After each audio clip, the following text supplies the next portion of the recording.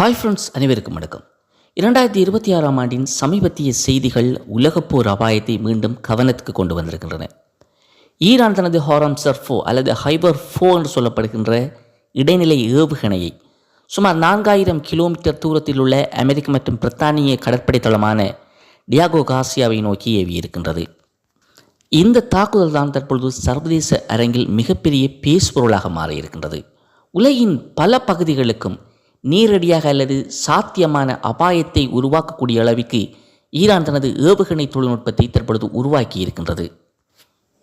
தென்னாசிய நாடுகளான இந்தியா, பாகிஸ்தான், இலங்கை உட்பட மத்திய ஆசியாவின் ஆப்கானிஸ்தான், துர்க்மெனிஸ்தான், ஐரோப்பாவின் கிரீஸ், இத்தாலி, பிரான்ஸ், யூகேவின் தென்பகுதிகள், வடகிழக்கு ஆப்பிரிக்காவின் எகிப்து, சூடான் போன்ற நாடுகளும் இந்த மிசைலின் ரேஞ்சுக்குள் அடங்குகின்றது.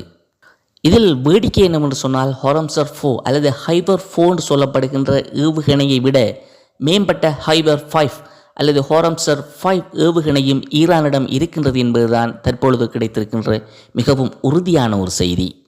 டியாகோ கார்சியா அமெரிக்காவினுடைய ஒரு மிகப்பெரிய சக்தி மையம் என்றுதான் கூற வேண்டும். இந்திய பெருங்கடலில் இருக்கிற ஒரு சிறிய தீவு தான் இந்த டியாகோ கார்சியா. அமெரிக்கா மற்றும் பிரித்தானியாவினுடைய ஒரு மிகப்பெரிய கடற்படை மற்றும் இராணுவ தளம். அமெரிக்காவினுடைய B-2 ஸ்டெல்த் பாம்பர்கள், பிரிட்டன் மற்றும் அமெரிக்காவினுடைய அணு நீர்மூழ்கி கப்பல்கள், நீண்ட தூர மற்றும் குறுகிய தூர ஏவுகணைகள், ஏவுகணை கட்டமைப்புகள், அமெரிக்கா மற்றும் பிரித்தானியாவினுடைய அதிநவீன ஆயுதங்கள், கடற்படை கலங்கள், விமானப்படை கலங்கள் என்று ஒட்டுமொத்தமாக அந்த டியாகோ கார்சியாவில் தான் அமெரிக்காவும் பிரித்தானியாவும் குவித்து வைத்திருக்கின்றது. இந்த பேஸை நோக்கித்தான் பிரித்தானியா 2 ஏவுகணைகளை ஏவியிருக்கின்றது. இந்த கடற்படை தளத்தை ஈரான் தாக்கியது என்பது நேரடியாக அமெரிக்காவையும் பிரித்தானியாவையும் தாக்கியதற்கு சமனாகும். இதுவரை ஈரான் தனது ஹாரம்சர் 4 2000 கிலோமீட்டர்கள் தூரம் சென்று தாக்கும் என்றுதான் கூறி வந்தது. ஆனால் ஹாரம்சர் 4 4000 தொடக்கம் 5000 கிலோமீட்டர்கள் வரை சென்று தாக்கக்கூடியது என்பது தற்பொழுது புலனாகி இருக்கின்றது. ஈரானின் இந்த ஏவுகணை முயற்சியானது வெற்றி பெறவில்லை என்று சொன்னாலும், இதன் மூலம் உலகிற்கு ஈரான் வழங்கியிருக்கின்ற செய்தி என்பது மிகவும் கனதியானது. எங்களிடம் நீண்ட தூர ஸ்ட்ரைக் திறன் உள்ளது, அமெரிக்கா பாதுகாப்பாக இல்லை, நாங்கள் பதிலடி கொடுக்க தயார் என்பதுதான் ஈரானுடைய செய்தி. இன்று டியாகோ கார்சியா, நாளை யார் என்பதை நீங்களே தீர்மானித்துக் கொள்ள என்பதுதான் ஈரானுடைய இன்னும் ஒரு செய்தி. டிஸ்டன்ஸ் இனி பாதுகாப்பு இல்லை, டெக்னாலஜி தான் எதிர்காலம். உலக சக்தி சமநிலை மாற்றமாக தற்பொழுது மாறியிருக்கின்றது.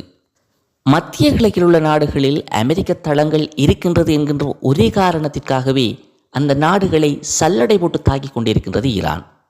ஒருவேளை இந்த யுத்தம் நீண்டால் Ilankai, India, Turkmenistan, Greece, Italy, France, UK ஆகிய நாடுகளையும் ஈரான் தாக்க தயங்காது. ஏனெனில் இந்த நாடுகள் அனைத்தும் ஹாரம்சர் 4 அல்லது ஹைபர் 4 என்று சொல்லப்படுகின்ற ஈரானுடைய ஏவுகணை எல்லைக்குள் உட்பட்டிருக்கின்றது. இந்தியாவினுடைய தென்பகுதிகள் குறிப்பாக 1500 தொடக்கம் 2500 கிலோமீட்டர்கள் தூரத்தில் இருக்கின்றது ஈரானிலிருந்து. இலங்கையை பொறுத்தவரை இலங்கை 3000 தொடக்கம் 3500 கிலோமீட்டர்கள் தூரத்தில் இருக்கின்றது. பாகிஸ்தான் 1000 தொடக்கம் 1500 கிலோமீட்டர்கள் தூரத்தில் இருக்கின்றது. மத்திய ஆசியாவின் ஆப்கானிஸ்தான் 1000 தொடக்கம் 1200 கிலோமீட்டர்கள் தூரத்தில் இருக்கிறது. துர்க்மெனிஸ்தான் 1500 தொடக்கம் 2000 கிலோமீட்டர்கள் தூரத்தில் இருக்கின்றது ஈரானிலிருந்து. அதேபோல ஈரானின் பரம எதிரியான ஐரோப்பிய நாடுகள் குறிப்பாக கிரீஸ் 2000 தொடக்கம் 2500 கிலோமீட்டர்கள் தூரத்தில் இருக்கின்றது. இத்தாலி 2500 தொடக்கம் 3000 கிலோமீட்டர்கள் தூரத்தில் இருக்கின்றது. பிரான்ஸ் 3500 கிலோமீட்டர்கள் தூரத்தில் இருக்கின்றது. யூகேயினுடைய தெற்கு பகுதிகள் 4000 கிலோமீட்டர்கள் தூரத்தில் இருக்கின்றது. வடக்கு கிழக்கு ஆப்பிரிக்காவினுடைய எகிப்து 3000 கிலோமீட்டர்கள் தூரத்தில் இருக்கின்றது ஈரானிலிருந்து. சூடான் 2500 கிலோமீட்டர்கள் தூரத்தில் இருக்கின்றது ஈரானிலிருந்து. ஈரான் டியாகோ கார்சியா மீது ஏவிய ஏவுகணை தாக்குதலானது உண்மையில் ஒரு சைக்காலஜிக்கல் மெசேஜ். உலகின் மிக முக்கியமான எண்ணெய் வழிப்பாதைகள், கட்டமைப்புகள் மற்றும் நாடுகள் அனைத்தும் தற்பொழுது பாதுகாப்பு அச்சுறுத்தலுக்குள்ளாகப்பட்டிருக்கின்றது. ஈரான் டியாகோ கார்சியா மீது ஏவிய ஏவுகணையை விட மேம்பட்ட ஏவுகணைகள் இன்னும் ஈரானிடம் நிறையவே இருக்கின்றது. இந்த யுத்தமானது நீண்ட நாட்கள் நீடித்தால் அல்லது ஈரானுடைய நிலைமையானது கைமீறி சென்றால் ஈரான் நிச்சயமாக அந்த ஏவுகணைகளை வெளியில் எடுக்கும். அதனை கொண்டு அது தனது எதிரி நாடுகளை தாக்குவதற்கான வாய்ப்புகள் அதிகமாக இருக்கின்றது. இது தொடர்பான உங்களுடைய கருத்துக்களை கமெண்டில் பதிவு செய்யுங்கள். மீண்டும் ஒரு காணொளியில் சந்திக்கலாம். நன்றி.